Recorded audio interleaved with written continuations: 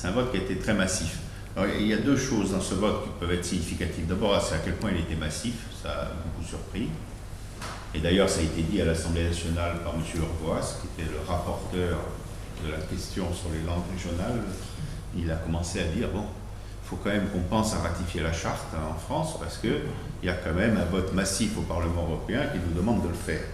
Ça a donc compté un peu. Et puis ensuite, le second aspect, c'est que sur les 26 voix contre, bon, les Français sont environ 10% du Parlement européen, 74 députés sur 750 parlementaires, mais ils sont la moitié des voix contre. Et quand on regarde la moitié des voix contre françaises, il y a Jean-Marie Le Pen, Marine Le Pen, Bruno Gollnisch, peut-être 3 députés du Front National. Il y a Philippe de Villiers qui sévit encore au Parlement européen, on le voit tel un fantôme de temps en temps. Et il y a Jean-Luc Mélenchon, de l'autre côté. Et ensuite, il y a une escouade de députés de l'UMP autour de Brice Hortefeux, l'ancien ministre de l'Intérieur. Ça fait 13 députés contre. Ça fait une minorité de députés français.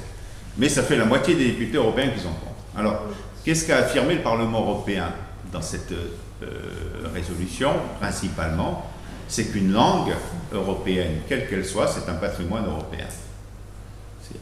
Il a admis une évidence, c'est qu'on parlait corse en Corse avant que la Corse soit française. Et depuis bien longtemps. Et que donc, si la langue corse disparaît, c'est un patrimoine européen qui disparaît. Ce n'est pas le patrimoine.